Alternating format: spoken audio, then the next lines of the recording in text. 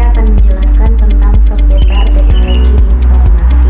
Manusia sebagai makhluk sosial perlu berkomunikasi untuk berinteraksi dengan sesamanya maupun lingkungannya.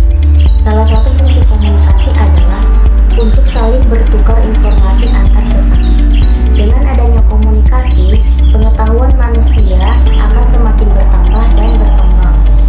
Lalu, jika seseorang ingin menyampaikan informasi hanya bisa melalui dengan kata-kata. Namun, dengan adanya kemajuan informasi dan teknologi, itu akan semakin memudahkan kita untuk menyampaikan informasi tidak hanya melalui kata-kata. Bisa juga dengan media seperti email, internet, dan lain-lain. Definisi teknologi yang dimaksud di sini adalah sebagai alat, cara, proses, ataupun kegiatan yang dibuat untuk mempermudah aktivitas manusia dalam kegiatannya sehari-hari. Contoh sederhana teknologi seperti pertanian. Petani yang awalnya ingin membajak sawah selalu menggunakan kerbau, namun karena adanya kemajuan teknologi, sekarang ini petani bisa membajak sawah dengan traktor untuk mempercepat pembajakan sawahnya dan bisa menanam lahannya dengan cepat. Contoh kedua seperti pendidikan. Pendidikan tidak hanya perlu datang ke sekolah dan belajar, namun bisa melalui online dan internet. Seperti kesehatan, yang dulunya jika seseorang mengeluh sakit, dia akan pergi ke rumah sakit untuk mengecek apa yang sakit.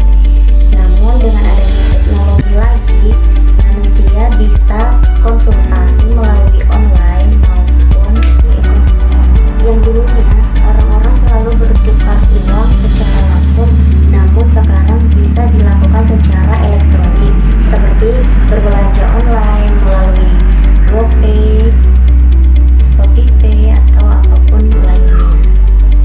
Sedangkan definisi informasi adalah sebuah data atau pesan yang disampaikan oleh satu orang ke orang lain dengan tujuan memberikan pesan tersebut menjadi bermanfaat bagi orang lain.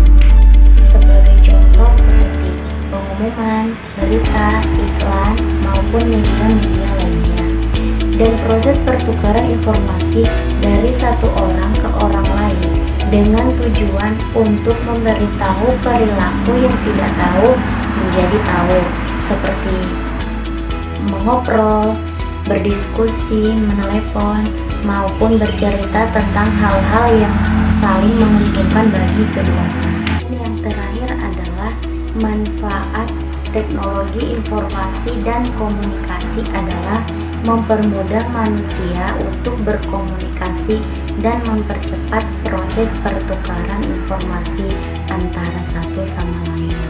Selanjutnya mengenai tentang etika, profesi, dan komunikasi. Etika adalah penilaian sifat dari kebenaran ataupun kebaikan yang ditunjukkan oleh seseorang. Dan profesi adalah sebagai pekerjaan yang dilakukan dengan mengandalkan keahlian ataupun skill yang dipunya. Beda dengan profesional.